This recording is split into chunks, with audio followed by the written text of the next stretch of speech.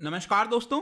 Just एक हफ्ते पहले ही मैंने एक वीडियो बनाया था जहां पर मैंने आपको इथियोपिया के अंदर जो सिविल वॉर जैसा माहौल बन रखा है, डोमेस्टिक क्राइसिस आ रखा है इथियोपिया के अंदर, उसके बारे में आपको एक्सप्लेन किया था। लेकिन वहां पर मैंने आपको एक चीज बताया था कि मे भी हो सकता है कि इसका जो इंपैक्ट है, जो कि इथियोपिया की सेंट्रल गवर्नमेंट और वहां की जो स्टेट गवर्नमेंट, मतलब हमारे यहां स्टेट कहते हैं, वहां पर रीजन कहते हैं। तो एक रीजन है इथियोपिया के अंदर टिग्रे रीजन, तो वो जो रीजन है वो सेंट्रल गवर्नमेंट के साथ जो है यहां पर युद्ध में छिड़ रखा है। तो इसका जो पूरा असर है वो पूरे हॉर्न ऑफ अफ्रीका पर भी आ सकता है, ऐसा डर बताया जा रहा था और ये डर साबित हुआ।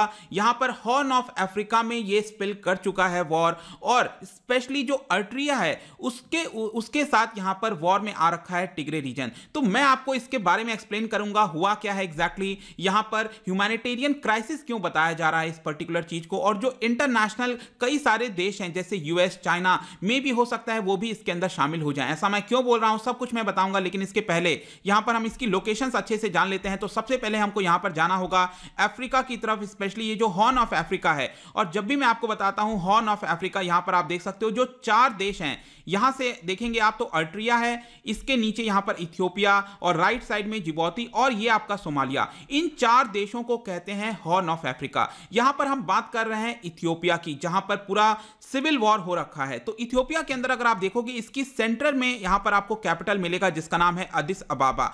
तो ये अदिस अबाबा इसकी कैपिटल हो गई। और यहां पर एक और कैपिटल आप याद रखना, अर्ट्रिया की कैपिटल है जिसका नाम है अस्मारा। ठीक है, ये आप देख सकते हो, ये अस्मारा, ये अर्ट्रिया की कैपिटल है। और इसके जस्ट नीचे ये जो इथियोपिया के अंदर आप देख रहे हो, इसको कई रीजन्स में बांटा गया है। तो नदर्न रीजन में आप देखोगे इसको कहा जाता है, ये जो आप रेड कलर का पूरा बाउंड्री देख रहे हो, इसको कहा जाता है टिग्रे रीजन। मैं आपको इस तरह भी दिखा देता हूं, टिग्रे रीजन इसको कहा जाता है। तो टिग्रे रीजन क्या है कि ये इथियोपिया के अंदर ही आता है, एक तरह का स्टेट है। लेकिन यहां पर क्या होता है कि इनको बहुत ज्यादा ऑटोनॉमी दी जाती है, इसको लेकर इनके खुद के फोर्सेस भी होते हैं, पैरामिलिट्री फोर्सेस भी होते हैं। तो वो और जो सेंट्रल गवर्नमेंट है इथियोपिया की, दोनों के बीच में प्रॉब्लम्स हो रहा है। और इसको लेकर ये जो पूरा प्रॉब्लम है वो आसपास, जैसे कि सूडान हो गया, अर्ट्रिया हो गया, इसमें स्पिलओवर हो रहा है, जो कि हम इस वीडियो में जानेंगे। तो चलिए यहां पर शुरुआत करते हैं। लेकिन सबसे पहले मैं रिक्वेस्ट करूंगा कि अगर आपने मेरा पिछला वीडियो नहीं देखा था, यहां पर मैंने एक्सप्लेन किया था आर्म्ड क्लैशेस इन इथियोपिया के अंदर, और यहां पर आप देख सकते हो जो लेटेस्ट न्यूज आया है, Ethiopia conflict, humanitarian crisis unfolds in horn of Africa.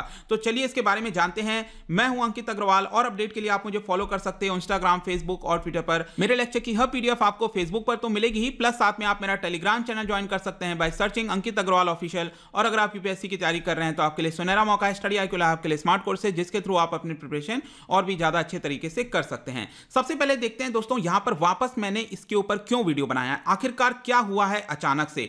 तो जैसा कि मैं आपसे बता रहा था कि पिछले महीने से यहां पर इथियोपिया के अंदर ये जो पूरा डोमेस्टिक वॉर है वो आपका छिड़ रखा था। अब इसको लेकर जो ऑब्जर्वर्स थे उनको ये डर था कि ये कहीं पूरे हॉर्न ऑफ अफ्रीका पर ना आ जाए इसका असर, और यही चीज यहां पर देखने को मिला है। क्योंकि जो नेबरिंग कंट्री है ये अर्ट्रिया, मैंने आपको बताया, जिसकी कैपिटल अस्मारा यहां पर आपको देखने को मिलेगा। तो ये जो टिग्रे रीजन है, इन्होंने एक तरह से हमला कर दिया है अर्ट्रिया के ऊपर। तो ये देखने को मिल रहा है कि ये जो पूरा असर है दोस्तों यहां पर आ सकता है। अब मैं थोड़ा सा आपको ये भी बता देता हूं कि ये जो इथियोपिया के अंदर क्राइसिस है वो क्यों आया है, जल्दी से शॉर्ट में। तो इथियोपिया के अंदर जैसे मैंने आपको बताया, एक इनकी सेंट्रल गवर्नमेंट है, इसको फेडरल गवर्नमेंट कहते हैं वहां पर, ठीक है।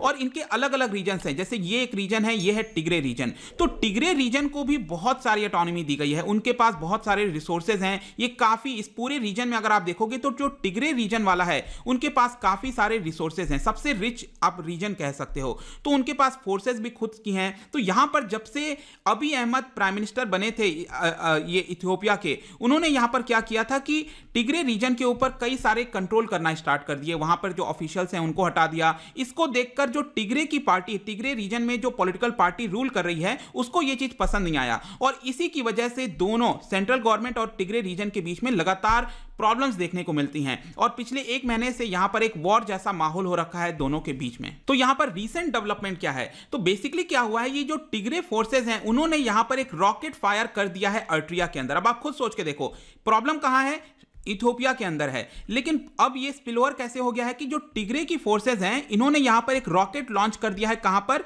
अर्ट्रिया के अंदर, जो पड़ोसी मुल्क है वहां पर ये जो रॉकेट है वो लॉन्च कर दिया है। बेसिकली बताया जा रहा है कि जो कैपिटल है अर्ट्रिया की, अस्मारा, वहां की एयरपोर्ट पर ये रॉकेट लॉन्च किया गया। और इनफैक्ट ये भी बताया जा रहा है कि जो टिग्रे के लीडर्स हैं, उनका ये कहना है कि हम लगातार कई सारे जो फोर्सेज हैं अर्ट्रिया की, उनके साथ फाइट कर रहे हैं, जो कि अच्छी बात नहीं है। यहां पर उन्होंने आरोप लगाया है कि जो अर्ट्रिया है वो सेंट्रल गवर्नमेंट का साथ दे रहा है, जो कि उसको नहीं देना चाहिए। लेकिन ये सारी चीजों को इथियोपिया के जो पीएम है अबी अहमद, मैंने आपको बताया, इनफैक्ट इनको तो पिछले साल यहां पर एक नोबेल पीस प्राइज भी मिला था। तो ये जो अबी अहमद हैं, उन्होंने यहां पर एक ट्वीट किया और बताया कि ऐसा कुछ भी नहीं है, हम अर्ट्रिया के साथ नहीं मिले हुए हैं, और ये जितना भी प्रॉब्लम है जो कि इथियोपिया के अंदर है वो हम खुद से सॉल्व कर लेंगे। ऐसा यहां पर अबी अहमद का यहां पर ट्वीट आया, आप देख सकते हो। इन्होंने प्रॉपर एक स्टेटमेंट जारी किया, और campaign in Tigray region to uphold rule of law is progressing well, और यहां पर जो भी जस्टिस वगैरह है वो सबको दिया जाएगा, और ये सारे प्रॉब्लम्स हम खुद से ही सॉल्व कर लेंगे।